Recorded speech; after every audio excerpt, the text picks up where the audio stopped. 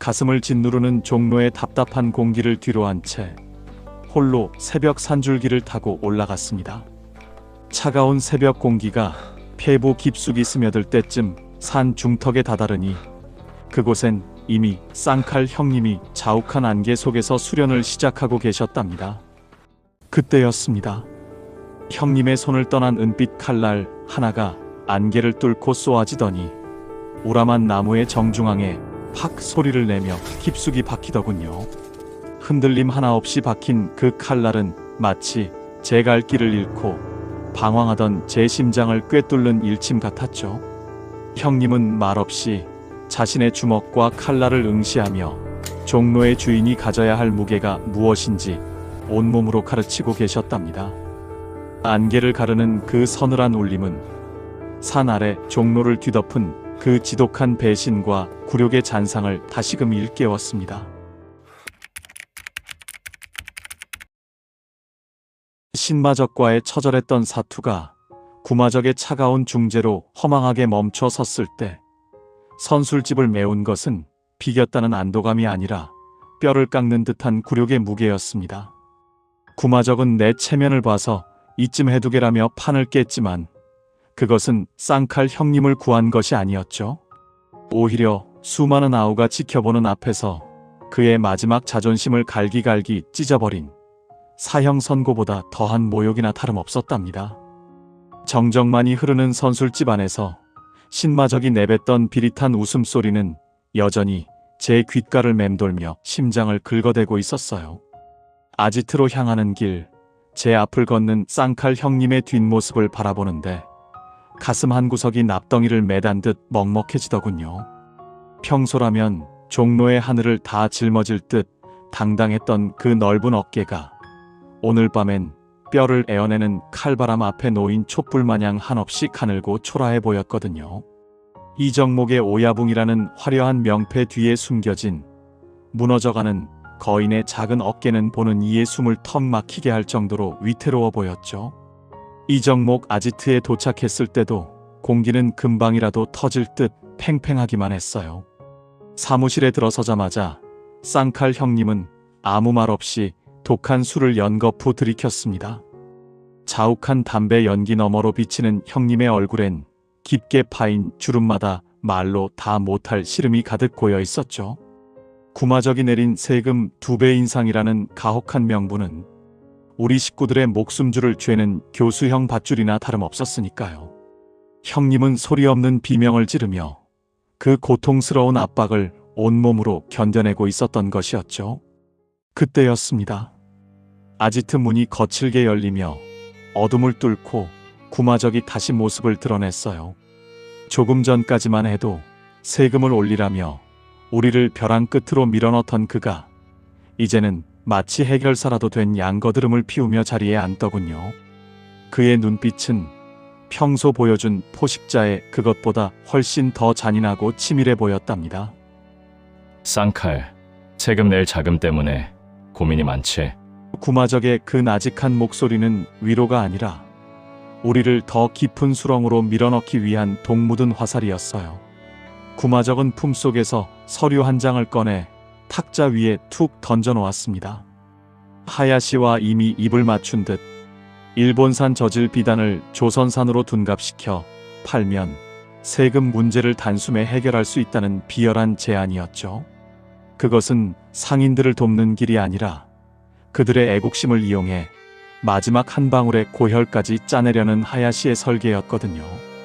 구마적은 그 더러운 연극의 주연 배우가 되어 우리 쌍칼 형님을 공범으로 끌어들이려 하고 있었답니다.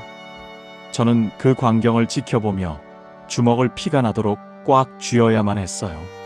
형님의 어깨는 구마적의 압박 아래 더욱 작게 움츠러들었고 사무실 안의 공기는 산소가 부족한 지하실처럼 숨이 막혀왔답니다. 종로의 주인이라 믿었던 사람이 사실은 우리를 가장 먼저 팔아치울 장사치였다는 사실이 제 심장을 갈기갈기 찢어놓는 것 같았죠. 예고된 복수는 하야시의 칼날이 아니라 구마적의 탐욕스러운 손길에서 이미 시작되고 있었던 것이었어요. 밤은 깊어가고 형님의 술잔은 계속해서 채워졌지만 그럴수록 종로의 새벽은 더욱 멀어지게 느껴졌답니다. 구마적은 이것이 자네와 아우들이 살 수 있는 유일한 길이야라며 비릿한 미소를 남긴 채 어둠 속으로 사라졌죠. 홀로 남겨진 형님의 초라한 실루엣을 바라보며 저는 내일 아침 종로에 들이닥칠 비극적인 운명을 예감하고야 말았답니다. 그것은 의리가 썩어 문드러진 자리에서 피어난 배신의 독버섯이었고 우리 이정목 식구들이 마주해야 할 가장 잔인한 시험대였던 셈이죠. 쌍칼 형님의 무너진 뒷모습을 뒤로한 채 아지트를 빠져나온 제 발걸음은 자연스럽게 우미관 뒤편의 외진 골목으로 향했습니다. 구마적이 던지고 간 그 비릿한 제안이 가슴 속에서 지독한 갈증처럼 가라앉지 않았기 때문이었죠. 세금을 2배로 올리겠다는 압박 뒤에 숨겨진 진짜 발톱이 무엇인지 제 눈으로 직접 확인하지 않고서는 도저히 견딜 수 없었답니다. 종로의 밤은 죽은 듯 고요했지만 그 정막 속에서 거대한 음모의 톱니바퀴가 돌아가는 소름 끼치는 소리가 들리는 듯 했어요. 어둠이 짙게 깔린 창고 주변에는 하야시가 보낸 것으로 보이는 야쿠자들이 서슬 퍼런 눈빛으로 경계를 서고 있었습니다. 저는 숨을 죽인 채 그림자처럼 몸을 숨기며 창고 뒤편에 깨진 틈새로 내부를 들여다보았죠. 그곳에서 제가 마주한 진실은 상상했던 것보다 훨씬 더 추악하고 잔인한 것이었답니다.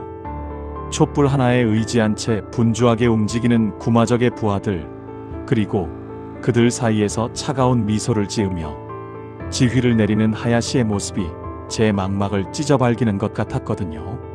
창고 바닥에는 일본 미스코시 백화점의 낙인이 선명하게 찍힌 비단 상자들이 산더미처럼 쌓여 있었어요. 부하들은 익숙한 손놀림으로 그 상자들을 뜯어내고 일본산 저질 비단들에 붙은 상표를 가차없이 도려내고 있었죠. 그리고 그 자리에 정교하게 제작된 경성방직이라는 가짜 라벨을 덧붙이기 시작했답니다. 그것은 단순히 물건의 이름을 바꾸는 행위가 아니었어요. 조선의 혼을 지키고자 물산 장려운동에 마지막 희망을 걸었던 우리 동포들의 순수한 애국심을 난도질하는 명백한 범죄이자 배신이었죠. 구마적은 하야시와 나란히 서서 그 광경을 흐뭇하게 지켜보며 술잔을 기울이고 있었습니다. 조선 놈들은 라벨만 그럴듯하면 똥물도 비단인 줄 알고 사 마실 거다라며 낄낄대는 하야시의 말에 구마적은 한술 더 떠비릿한 웃음을 내뱉더군요. 세금 낼 돈이 급한 놈들이니 이 비단이라도 팔아보겠다고 환장들을 하겠지요. 그들의 대화는 제 고막을 뚫고 들어와 심장에 독을 뿌리는 것 같았답니다. 종로의 오야붕이라 자처하던 자가 외놈의 하수인이 되어 제 동포의 고혈을 짤 궁리를 하고 있다는 사실에 저는 터져나오는 구역질을 간신히 참아야 했어요. 진짜 잔인한 덫은 비단 뒤에 숨겨진 보증이라는 올감이었습니다. 구마적은 상인들이 이 가짜 비단을 비싼 값에 떼어갈 수 있도록 하야시의 자금을 빌려 쓰게 유도하고 있었거든요. 내가 직접 보증을 서줄 테니 걱정 말라던 그 달콤한 말은 사실 상인들의 목을 매달기 위한 교수형 밧줄이었던 셈이죠. 비단이 팔리지 않아 이자가 밀리는 순간 상인들은 평생 일궈온 가게와 터전을 하야시에게 고스란히 바쳐야 하는 비극적인 계약서에 이미 지장을 찍고 있었던 것이었죠. 저는 어둠 속에서 주먹을 피가 나도록 꽉 쥐었습니다.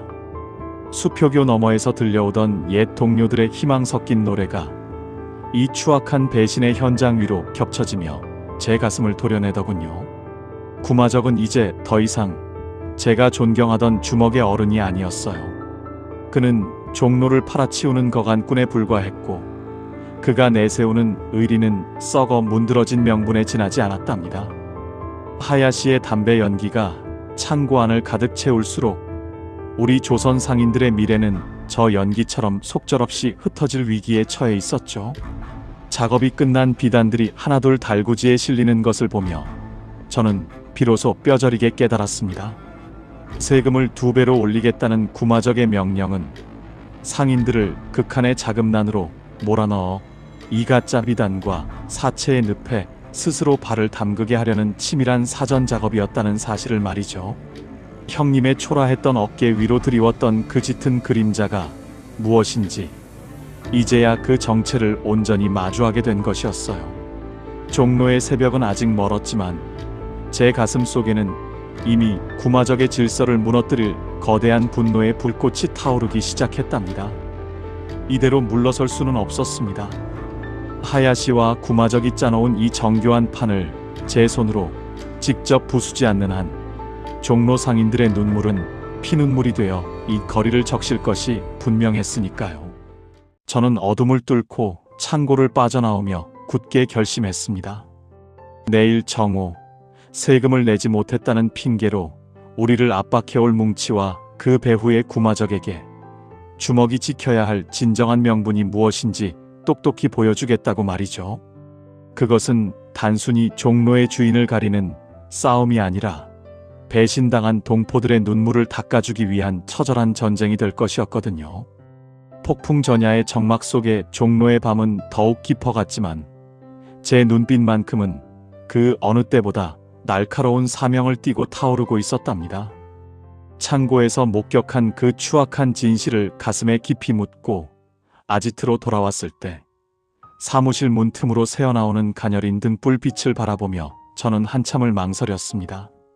무거운 발걸음을 옮겨 문을 열었을 때 제 눈에 들어온 형님은 제가 들어온 줄도 모른 채 오직 칼날을 닦는 일에만 모든 정신을 쏟고 계셨답니다. 등불 밑에서 차갑게 번뜩이는 그 서슬퍼런 칼날이 마치 형님의 찢겨진 자부심처럼 느껴져 제 가슴이 아려왔어요. 형님은 벼랑 끝에서 동생들을 지키기 위해 자신의 영혼을 시궁창에 버려야 할지 아니면 끝까지 주먹의 명분을 지켜야 할지 고통스러운 갈등의 밤을 보내고 계셨던 것이었죠. 날이 밝고 정오가 가까워질 무렵 정적을 깨는 불길한 구두 소리가 아지트 마당을 가득 채웠습니다. 구마적의 충견인 뭉치가 부하들을 거느리고 마치 점령군처럼 당당하게 들이닥친 것이었죠. 놈은 예의라고는 찾아볼 수 없는 거만한 자세로 형님의 사무실 문을 발로 차듯 열어젖혔답니다. 비릿한 웃음을 지으며 뭉치가 형님의 책상 위에 구겨진 서류 한 장을 툭 던져놓더군요.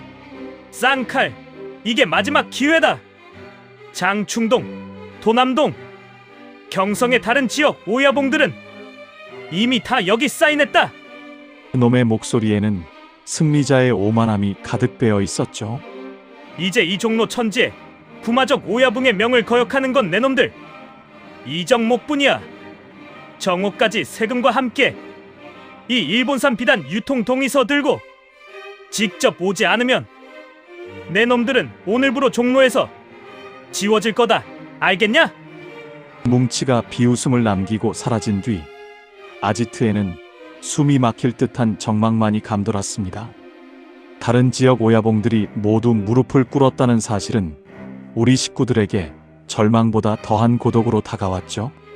하지만 쌍칼 형님은 아무 말 없이 책상 위의 서류를 가루가 되도록 구겨버리더니 구석에 세워져 있던 자신의 보검을 천천히 꺼내 들으셨답니다.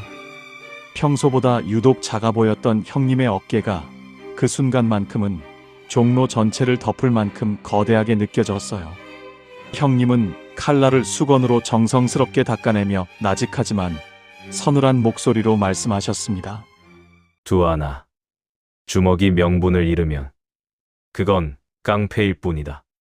나는 오늘 내 동생들의 자부심과 종로, 상인들의 눈물을 지키기 위해 이 칼을 휘두를 것이다. 구마적의 그 비겁한 탐욕을 내 오늘 이 칼로 도려내고야 말겠다. 그것은 이정목의 오야붕으로서 내리는 마지막 선전포고이자 시대의 배신자 구마적을 향한 처절한 사자후였습니다. 이제 방관자로 남는 시간은 끝났으며 저 또한 형님과 함께 이 썩어빠진 질서를 무너뜨려야 할 시간이 다가오고 있었거든요. 정오의 태양은 이미 중천에 떠올라 우리를 비추고 있었고 그 빛은 마치 심판의 날처럼 서늘하게 종로 거리를 적시고 있었답니다. 시대의 종언을 알리는 거대한 포효는 이제 정오의 종소리와 함께 시작되려 하고 있었답니다.